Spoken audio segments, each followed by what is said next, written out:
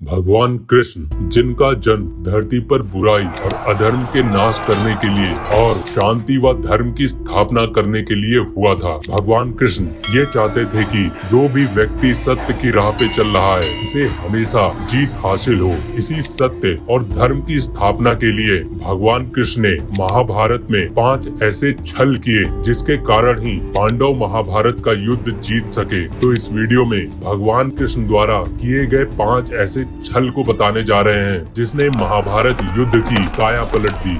Number 1, Bhishma Pitamah का वध। महाभारत युद्ध में विजयी बनने के लिए सबसे जरूरी था भीष्म पितामह का वध। कृष्ण जी ये बात को जानते थे कि अर्जुन भीष्म पितामह का वध नहीं कर सकता। भीष्म पितामह बहुत ही अधिक शक्तिशाली और कुशल योद्धा थे, इसलिए भगवान श्री कृष्ण ने एक रणनीति बनाई जिसमें उन्होंने शिखंडी को भीष्म पितामह के आगे खड़ा कर दिया, क्योंकि शिखंडी एक पूर्ण पुरुष नहीं था और भीष्म पितामह उन्हें स्त्री के रूप में मानते थे, क्योंकि वो अपने पूर्व जन्म में अम्बा थी और भीष्म पितामह को इसका ज्ञान था। और दूसरी तरफ भीष्म पितामह ने ये प्रतिज्ञा ले रखी थी कि वे स्त्री पर कभी भी हथियार नहीं चलाएंगे। इसी प्रतिज्ञा का लाभ उठाकर श्री कृष्ण ने शिखंडी को भीष्म पितामह के आगे कर दिया और अर्जुन को उन पर प्रहार करने के लिए प्रेरित किया। अर्जुन ने भीष्म पितामह के ऊपर बाणों की वर्षा कर दी और भीष्म पितामह को बाणों की सैया पर लिटा दिया, जिससे उनका अंत हो गया।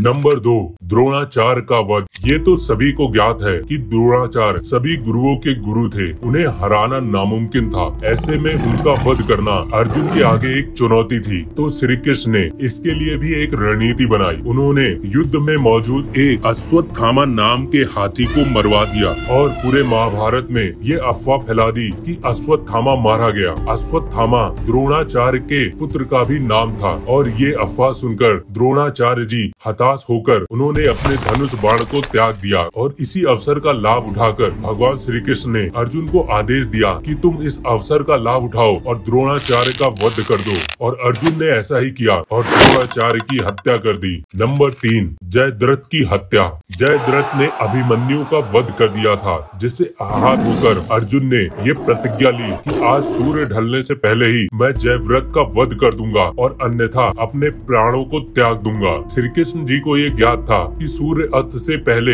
अर्जुन जयद्रथ को नहीं मार पाएंगे, इसलिए श्री कृष्ण ने अपना सुदर्शन चक्र सूर्य की ओर छोड़ दिया, जिससे सूर्य की रोशनी छुप गई और सभी को लगा कि शाम हो चुकी है और सूरज ढल चुका है। इससे उत्साहित होकर जयद्रथ अर्जुन को आत्मदाह करने के लिए उकसाने लगा। इसी बीच श्री कृष्ण ने अपना चक्र सूर्य की ओर से हटा लिया और सूर्य निकल आया। कृष्ण ने अर्जुन की ओर इशारा किया कि वो अपने पास खड़े जयद्रथ का वध कर दे और अपनी प्रतिज्ञा को पूरी करे। नंबर 4, घटोत्कच का वध। भगवान श्री कृष्ण जानते थे कि कर्ण का सबसे बड़ा दुश्मन अर्जुन है और कर्ण के पास इंद्रदेव द्वारा दिया गया अमोघ अस्त्र है, जिसे कर्ण ने अर्जुन को मारने के लिए अपने पास बचा कर रखा था। अर्जुन इस अमोघ अस्त्र का सामना नहीं कर सकता और जब तक कर्ण के पास ये अस्त्र है अर्जुन उसे हरा भी नहीं सकता। इसके लिए कृष्ण ने घटोत्कच को दुर्योधन पर आक्रमण करने को कहा और घटोत्कच इतना शक्तिशाली था कि दुर्योधन उसका सामना नहीं कर सकते थे।